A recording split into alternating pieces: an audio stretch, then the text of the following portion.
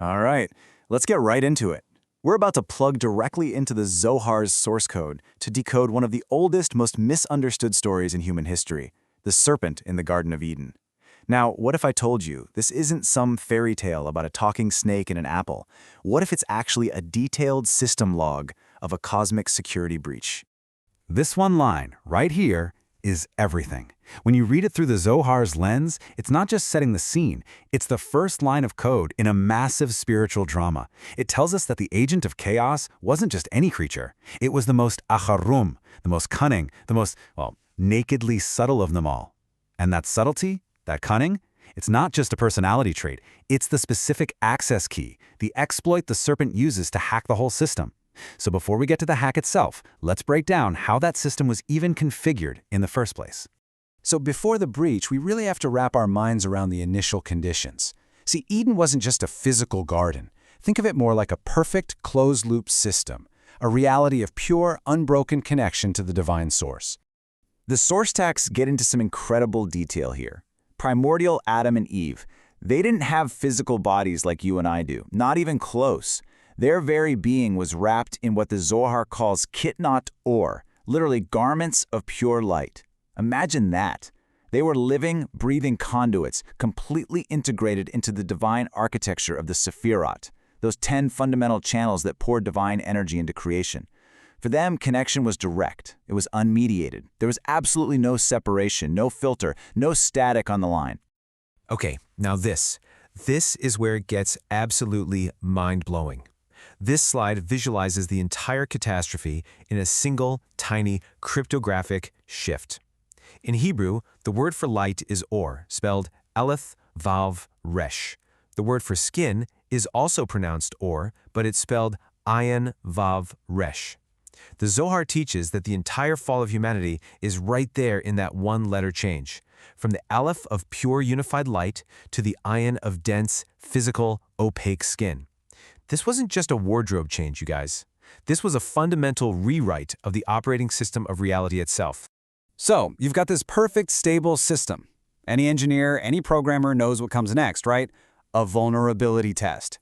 And into this perfect, pristine harmony comes an antagonist. But it's not just an animal. It's a malicious process, a piece of malware designed to corrupt the entire system right from the inside. And here's the crucial point. We have to immediately throw out the image of a biological snake. Just delete it. The Zohar is crystal clear on this. The Nachash is the physical interface for a metaphysical force. It's the personification of the Sitra Achra, the other side, the cosmic principle of separation, of entropy, of things falling apart. And this force has a chief agent, the archangel Samael, the angel of death. So the serpent in this whole drama is just the vehicle Samael rides to inject his payload directly into the human system. And what we have here is a brilliant illustration of the anatomy of the attack. It's a masterclass in spiritual hacking. Step 1, you target the most vulnerable entry point. The Zohar explains that Eve's soul root is connected to the Sephira of Gevura, or judgment. It's a necessary force, but when it's unbalanced, it can tip over into doubt. Step 2, social engineering. He injects a subtle lie by misquoting the command. Did God really say? It creates the first tiny crack in her certainty. Step 3, a live demo, a firewall bypass. He touches the tree himself and nothing happens. He proves that the system's primary security warning, "You will surely die," appears to be false. And finally, step 4, with all the defenses down, the payload is deployed. Eve eats, internalizing the code, and then, through her connection to Adam, she ensures system-wide propagation. The hack is complete. Boom, the code is executed, the system is breached. And the fallout? Well, it's not a simple punishment from some angry sky god. No, according to the Zohar, it's a systemic infection. It's a persistent corruption of the source code of humanity itself. The slide kind of shows you the internal, spiritual result of the sin. Think of it like a color palette. Before the breach, reality was just dominated by this brilliant white light of chesed, or loving kindness, the principle of expansion, of total unity. The serpent's seduction worked because it specifically targeted Eve's connection to Gevura, which is associated with this fiery red of judgment and limitation. He amplified that red energy until it completely overwhelmed the system's default state of white. And in that imbalance, that overwhelming red, a space opens up for the other side to pour in, for Samael, who is represented by deep black, the color of a total spiritual black hole, the complete absence of divine light. This is the new, corrupted color palette of a fallen world. So why the number 13? This isn't random. The Kabbalists teach that reality is sustained by 13 supernal channels of divine mercy. Think of them like the 13 core data streams that keep the whole system running. The sin didn't just corrupt a single file. It was like taking a cosmic axe and severing all 13 connections at once, triggering a total system-wide shutdown of divine compassion. And this brings us to the absolute core of the fallout, this concept of Zuama. The Hebrew word translates to things like filth, pollution, contamination. And the Zohar is brutally explicit. The interaction with the serpent wasn't just a chat. It was a physical and spiritual union that injected a persistent spiritual malware directly into the human operating system. This Zuama, it's not a memory of a bad choice. It's a lingering spiritual virus embedded in the human condition, an inherited inclination towards disconnection, separation, and death. And the consequences were immediate and absolutely catastrophic. Death, which was just a potential concept before, now becomes an active process in the world. Purity and impurity, which were totally separate, are now mixed together, creating the moral mess we all live with every single day. The Zohar goes so far as to say that Cain, the first murderer, was conceived directly from this injected spiritual pollution, that his very essence contained the serpent's murderous impulse. Humanity gets exiled from Eden, kicked off the core server, and the entire nature of existence is just fundamentally and permanently altered. So, how do you fix a corruption this deep?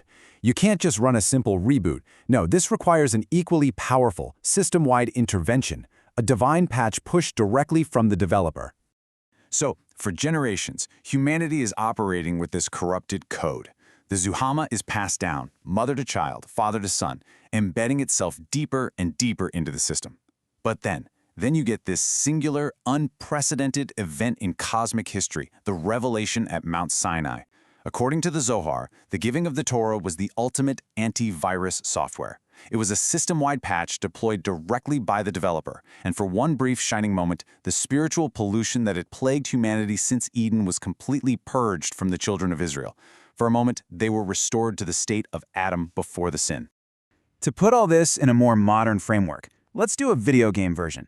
Imagine Adam and Eve are the very first players in some super advanced MMO. A deceptive NPC, the serpent, tricks them into accepting a special upgrade, the fruit, promising it'll give them godlike stats. But instead, it's malware. It installs a permanent curse, a debuff, the Zohar, right into their character code. And the worst part is, this curse is now inherited by every single new character created from their lineage, affecting all future levels of the game forever. Or, okay, for all the engineers and tech-savvy people out there, here's the cosmic engineering take. The serpent's cunning was a zero-day exploit. It targeted a fundamental vulnerability in the human OS. This exploit injected persistent malware, the Zuama, directly into the root kernel of humanity's architecture. It was embedded so deep you couldn't remove it with conventional tools. It required a full OS-level patch event, that Sinai, pushed directly from the divine server to cleanse the corruption and restore core functionality. And this, of course, leads to the massive, crucial question. If the patch was deployed at Sinai, if the Zuama was actually removed, then why are we still dealing with its effects, right? Why is the world still such a mess of good and evil? Why do we still contend with death and disconnection? Well, the Zohar provides a pretty devastating answer. The system was reinfected, almost immediately. The whole incident with the golden calf, that was a voluntary re-downloading of the exact same malware. But the mechanics of that, well, that's a story for another explainer. Thank you for joining us for this complete journey through the Pardes. We really hope these ancient truths help you and your family improve your own dimensions this week. If you enjoy this full chapter deep dive, please do like, subscribe, and share which part of the journey touched your soul in the comments. We read all of them. We'll see you in the next chapter.